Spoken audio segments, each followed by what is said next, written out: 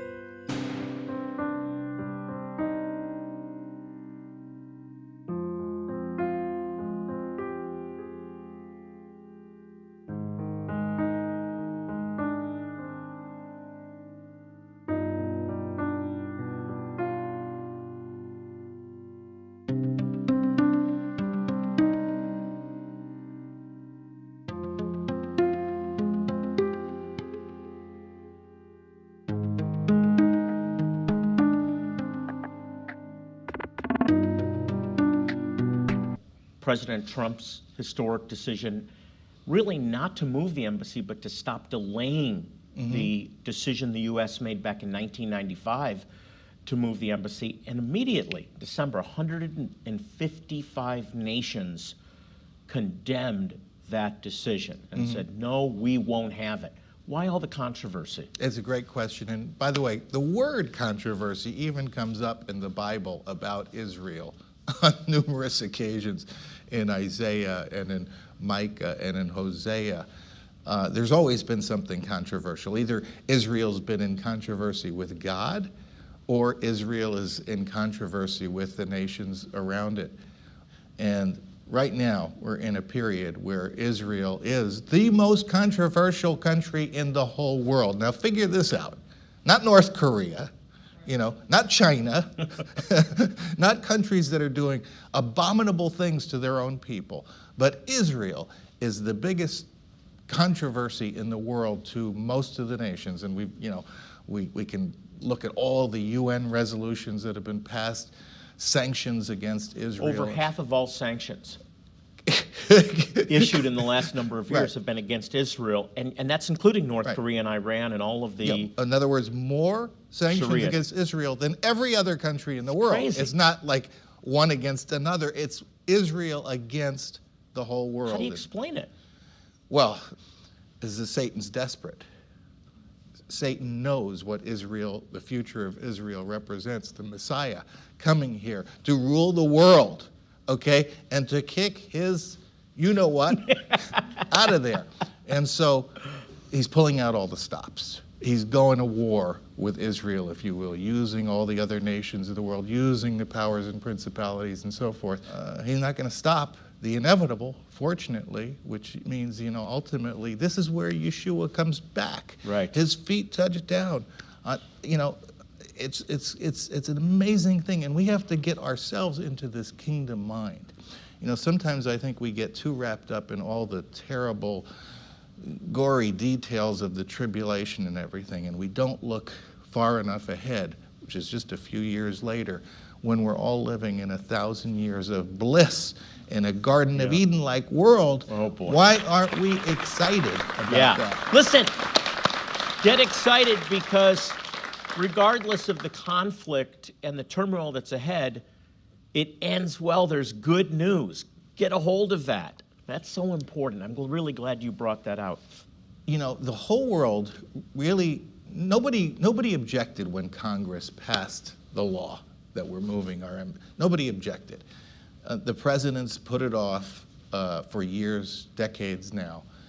And we've been told by all the experts that if this happened, it would be cataclysmic for the Middle East peace process.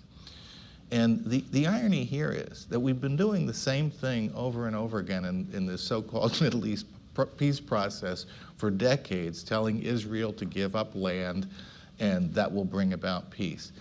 Trump has done something extraordinary here. He's changed course. He said, of course Jerusalem is the capital of Israel.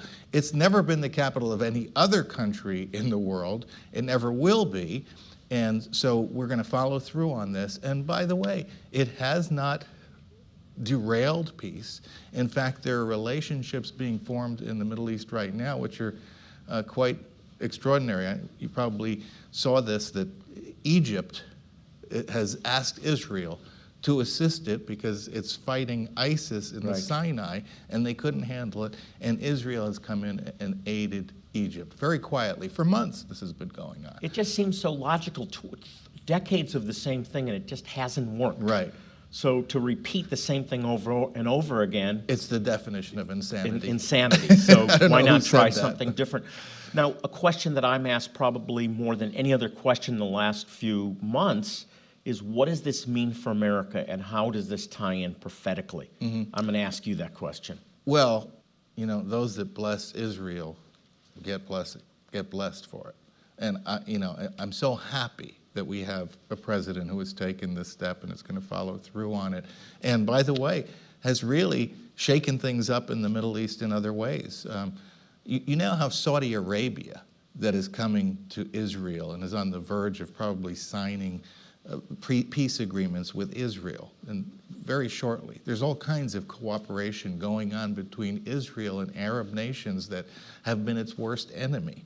Now, I don't suggest that's going to stay that way. I know there are going to be bumps in the road, but it just goes to show you that changing course, as Trump has with our country, can do positive things. Positive things Amen. Can result. Well, definitely Genesis 12. We align ourselves with God and with Israel in particular, and we receive the blessings of God. We have so much...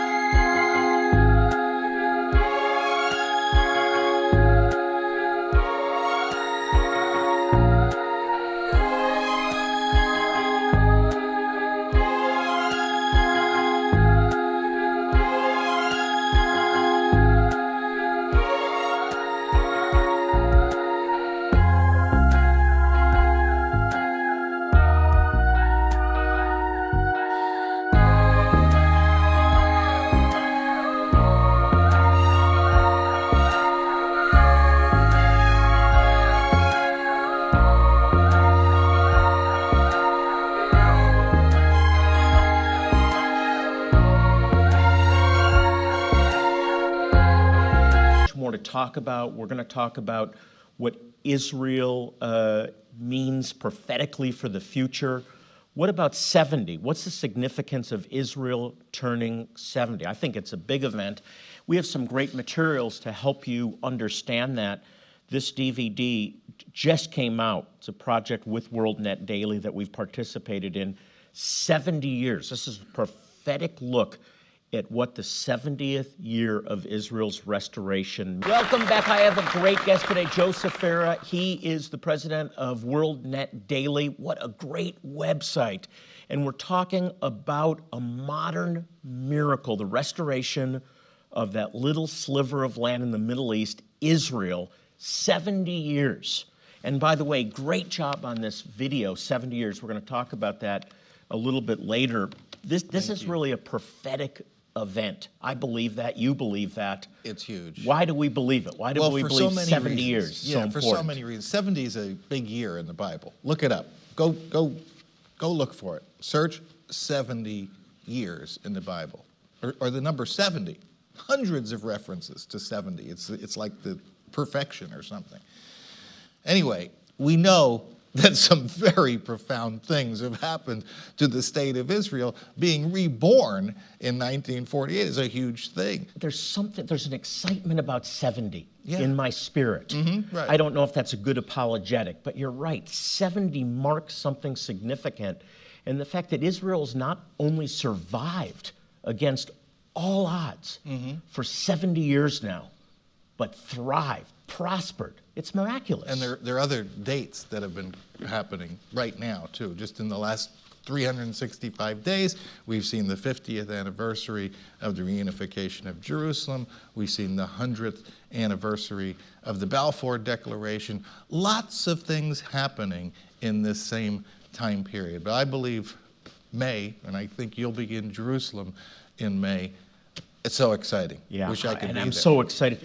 Let's talk about the prophets and what they wrote about in connection with what's happening now. Can you elaborate on that a bit? Oh, absolutely. I mean, the last question that the disciples asked Jesus before he ascends into heaven, is this the time? That's the last question they asked. Now, they've spent 40 days with Jesus in the resurrected form, and they've had lots of time to ask questions, and that's the foremost question that's on their mind.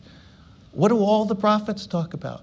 From creation onward, Peter tells the common denominator in all the prophecies is about the restoration of the kingdom. So, and of all things, too. This is a reformed world, a Garden of Eden kind of, a paradise-like existence, not only in Israel, which is the center of that world. It's where Jesus will rule and reign over the whole world, but it's the restoration of the world. It's restoring what got broken in the garden. Let's elaborate on this a little bit more. This is about everyone. The restoration of Israel affects everyone, affects the whole world. I mean, I look at you, and what's a nice a nice boy from an Arab family doing, loving Israel and standing with Israel and supporting Israel. But because this is a bigger issue. Well, do we all like peace? Do we all like justice? Do we all like truth? Do we all like abundance? This is what the kingdom's about, okay? Nobody cannot like the kingdom. And so, keeping in mind, it's going to be Jesus is going to be in charge. He's going to be holding us all accountable. But the blessings are just unbelievable in that world. And it all starts here. With the restoration, you can already see the restoration taking place when you go to Israel. This is one of the things I love to talk about, Jonathan, in Israel, is you see two things so clearly in Israel. When you look at the ruins, when you look at the rocks and the archaeology, you see the judgment, okay? And then you look at the land and the people and you see restoration. It's happening before our eyes. A classic example is when, go to Caesarea and you in that amphitheater there, and you talk about what all the ruins around you, which have sort of been restored so that we can see them. And at the same time, this palace and this amphitheater of Herod's is now part of an Israeli National Park. I just love that. I mean, it's like God's little joke on this Antichrist figure of Herod. I agree with you 100%, and I think that most of the people watching agree, but there may be those that have been exposed to a teaching that spiritualizes all this. And it's growing, that Yeah. says Israel is, there's nothing about the land of Israel or the people of Israel that matters because Jesus is coming to a spiritual Jerusalem. We are Israel, so God is fulfilling his promises. I know you've heard that. How do you respond to it? Well, I mean, you get to a point where you allegorize things and nothing means anything anymore. And I think that's that's crossing that bridge when you do that. Because there's so much about the kingdom. And it's such an important concept. And it's what all the prophets talk about. But it's not real. It's not what they said it was. That doesn't make any sense to me. That doesn't seem like truth to me. That seems like people were being deceived by telling them the kingdom was going to be restored, that the Messiah was going to sit on the throne of David.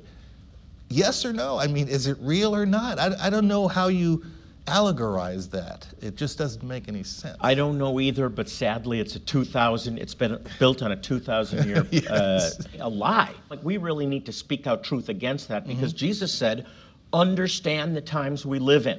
The fig tree, when the fig tree blossoms, that the time is near. Don't be ignorant of that. It may be a mystery, but people aren't to be ignorant of that mystery. I agree. It's so important. I believe the Bible's true 100%. And if I look at it any other way, then I lose faith in all of it. Yeah. I don't know about anybody else, but Why not just spiritualize the resurrection and the ascension? Right. Hey, talk about the video project, the documentary. I had the privilege of participating. I think it's a really important documentary for people to watch. Talk about what they're going to see. Well, I want to thank you for carrying the water on it because you're the star of the movie. I just want to say that. Well, I love being involved in it. You covered so much ground in, a relatively short documentary, and it's very well done. I'm proud of it for what you did. What I wanted to accomplish with this is I wanted to mark this very special occasion of the 70th anniversary. I felt for a long time, years actually, I had to do something, whether it was a book or whatever. And finally I said, well, I think it's a movie. And I was just scrambling. As you know, you were scrambling right along with me. How do we pull all this together? Well, I'm so glad. I really believe the Lord told you to do this. Yes. This is a moment in history. This is a prophetic time. That's all I can say. First of all, this documentary, 70 years, is unlike anything you'll see anywhere else and will really help you to understand the prophetic role of Israel. And that's why I'm also including my newest book, Unlocking the Prophetic Mysteries of Israel, a whole library that includes a study guide, that includes the DVD teachings. I want to sow this into your life as you help us to sow into the lives of Jewish people with urgently needed medical care and the gospel. And if you can do something a little larger, I have a beautiful coffee table book I want to send you as well. Here's how to get these important resources. I want to tell you this is a prophetic moment in history. Israel celebrating her 70th anniversary. This is a moment in time that you don't want to miss. Joseph, I believe this documentary is God-breathed. I believe God told you to do this, and I'm honored to have been part of it. What's unique about this that's different than any other thing out there? Because there's a lot of celebration going on, but this one's unique. When you see the 70th anniversary of Israel taking place and you see these extraordinary developments, things we've talked about, Israel being stronger, more prosperous, having a big impact on the world, Zechariah 12 and so forth, happening. You know that we're so close to the time. I know we are. What I want people watching to understand is this is a prophetic moment in history. In other words, the prophets long to see this day. And it's not for just a certain group of people that say, I'm interested. This affects everyone. That's right. Everyone. This is going to impact the whole world. It's going to impact you at home. We see things in prophecy, future prophecy today, that we can envisioning happening tomorrow. Amazing, especially in light of what we saw when Trump made the announcement about Jerusalem, and you saw this uproar from all the nations of the world. I mean, you could almost see them getting ready to line up and surround Jerusalem. And so that's where we are on the prophetic roadmap and right we're now. in the story. That's we're all in the story. Now let's Everything. talk about some not so good news. Persecution. The Bible talks about persecution. Yes, it does. It talks about it in the signs of the times that we should be looking for to know that Jesus is at the door again. Do you see it getting worse? Absolutely. I think if we look at the prophecies, that's where we're headed. But again, it's a short time. It's a relatively short. The Great Tribulation is a period of 7 years. Hey, we've all been through 7 or 8 year periods of tough times on earth, haven't we? Yeah. And we've pulled through. And I don't know whether we're going through it or not. I have Right. guests on that make a great case for pre-tribulation rapture, post-tribulation, mid-tribulation, pan-tribulation. It'll all pan out in the end. Either way, we're protected because Yes. the Lord promises, I will see you through. And greater is he that is in us than he that is in the world. And then after that, the promise of revival. Talk about revival. Absolutely. What we're going to see is the whole world recognizing, first of all, can you imagine when the whole world recognizes who Jesus is, and when the Jewish people, of Israel recognize him as their Messiah. I mean, think about that. Could there be anything else in the history of the world that means as much as this? And yes, there's a revival because, if you look at the prophetic descriptions of people from all around the world flocking to Israel, hanging on to the tzitzi of their, Jewish friends and trying to learn from them.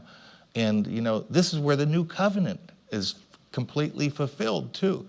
When, no one has to teach you the law anymore. It's totally in our hearts. People who tell me they think the new covenant's been fulfilled, I say, well, wait a minute. I don't know. I still need to be taught right from wrong. I still need to be taught the scriptures.